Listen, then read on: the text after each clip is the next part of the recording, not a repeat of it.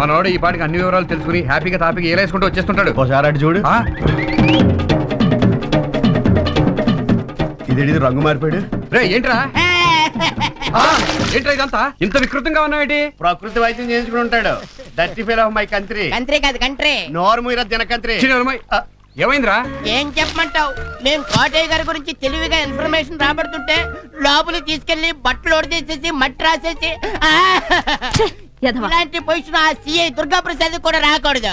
ఎవరికో చేయాల్సింది ఈడికి చేసేశారు. ఏం చేశారు? పిల్లలు పుట్టకుండా ఆపరేషన్. ఇక నా వంశవృక్షం మోడైపోవాల్సిందేనా? నా భార్య బ్రతుకు అడవి కాసిన వెన్నెల కావాల్సిందేనా?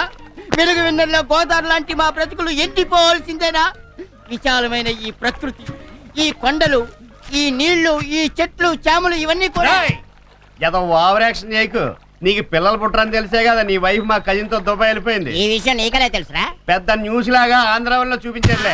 ఆడెవడో నీకు పిల్లలు పుట్టకుండా చేశాడు కానీ నేనైతే సొరపేడి నొక్కే శవపేటకులో పెట్టేసేవాడిని. అప్పుడు మాకు ప్రెజెంట్ గా ఉండేది. నెవర్ దాంత మీద కొట్టాడు నువ్వు ఆబ్సెంట్. ఇంతకీ కోటయ్య గారి గురించి ఏమైనా తెలుసుకున్నారా? కోటయ్య గారికి చాలా ఆస్తుంది. గవర్రాజు, వెంకన్న, తలుపులమని 3 పేర్లు కనుక్కున్నా. అంతేనా కనుక్కుంటా? ఈలోగా నాకు ఆపరేషన్ అయిపోయింది కదా.